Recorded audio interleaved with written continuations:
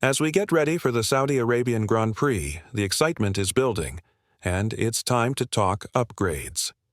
The Jeddah Corniche circuit will host the final round of this season's first triple header, and most teams will bring new components to improve their cars.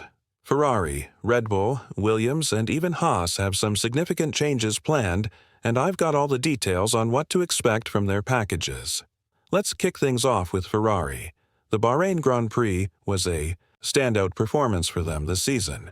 Charles and Lewis both finished in the top 5, earning the second most points in the Constructors' Championship, and their pace was almost identical to Mercedes.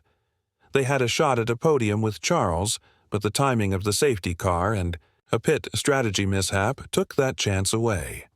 Ferrari arrived in Bahrain with a major upgrade to their car, including a new underfloor design. This revision targeted the floor fences, body edges, and diffuser sections. Over the weekend, the Ferrari engineers worked hard to find a solid setup, and by the end, the SF25 was running much more smoothly throughout the lap, with fewer issues. While Ferrari was still off the pace compared to McLaren, the main goal of this upgrade wasn't to instantly boost raw performance. It was all about improving the car's stability, specifically its aerodynamics. This allowed Ferrari to run at a lower ride height, putting the car in its optimal working position, something they couldn't fully achieve earlier due to certain issues. Watching the SF25 on the Bahrain circuit, it seemed like the car was running closer to the ground than in previous races, and that's a good sign. Typically, Ferrari needs a couple of races to fully optimize an upgrade, and it looks like this. New floor will follow that pattern. From what team principal Frederick Vasseur mentioned after the Bahrain race, it seems like they're still squeezing more potential out of this new setup. And the good news doesn't stop there.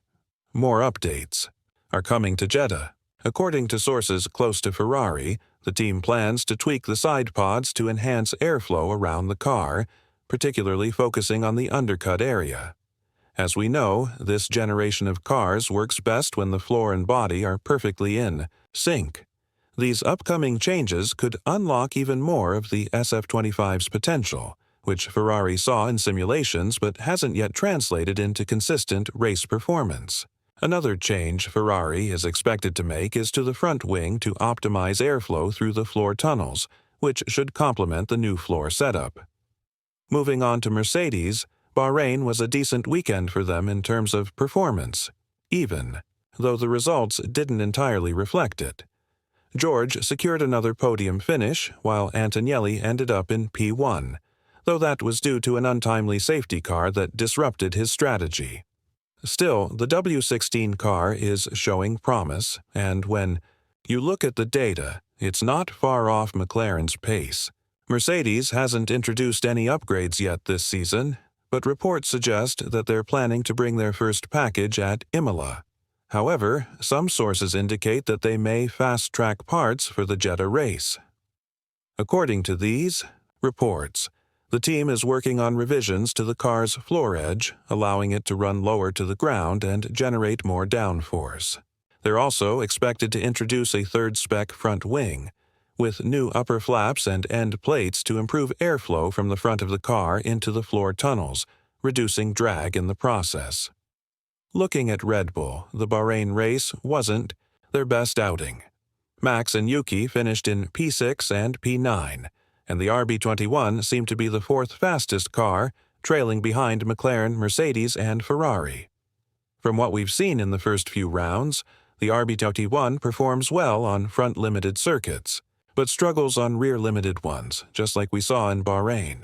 In the past few races, Red Bull has made adjustments to the rear suspension and revised the front wing, but these changes haven't yet fixed the car's weaknesses, nor have they brought any noticeable performance gains.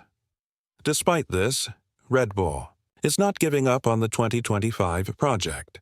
According to Helmut Marko, more upgrades are on the way that will address the car's limitations. The Jeddah circuit, being front-limited, is expected to suit the RB21 better, so we can expect them to be closer to McLaren in terms of pace.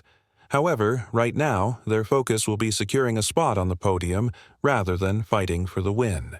Next up is Williams. The team has had a solid start to the season. While Bahrain didn't bring them any points, they've already earned 20 points in the Constructors' Championship, which is a good start for them. Their car is looking competitive, and they're eager to build on that momentum. The team's main focus for the upcoming races is on the 2026 season, but they'll still bring upgrades to the current car starting in Jeddah. While the specifics of these upgrades haven't been confirmed yet, we can expect to see some significant improvements over the next few races. Meanwhile, Haas, their closest rivals, are also bringing upgrades to Jeddah. Haas had a strong performance in Bahrain, with both drivers scoring points, including an impressive drive from Ali Bierman, who moved up from P20 to P10. Haas has a reliable car, and their focus right now is on adding more downforce.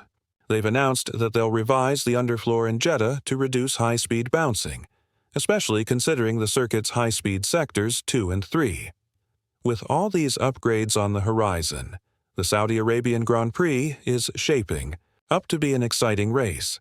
Teams are eager to see how their improvements perform on the Jeddah Corniche circuit, and it's likely we'll see some dramatic shifts in the pecking order. Each team has a different approach, whether it's Ferrari focusing on aerodynamics, Mercedes working on downforce, or McLaren continuing to refine their already dominant car. It will be fascinating to watch how these changes play out and whether any team manages to leap ahead of the competition. As always, the unpredictable nature of Formula One makes it hard to predict, but it's clear that every team is doing what they can to maximize their chances for the remainder of the season. As we look ahead to the Saudi Arabian Grand Prix, it's clear that the stakes are high, and every team is doing their best to make significant improvements. Whether it's the car upgrades, fine-tuning setups, or working on driver performance, the competition is only going to get fiercer. So, who do you think will come out on top? Which team's upgrades will make the biggest impact? We'd love to hear your thoughts and predictions in the comments below. And don't forget to subscribe to the channel so you stay up to date with all the latest Formula One news and insights. We'll be back with more coverage as the season unfolds. Thanks for watching, and we'll see you at the next race.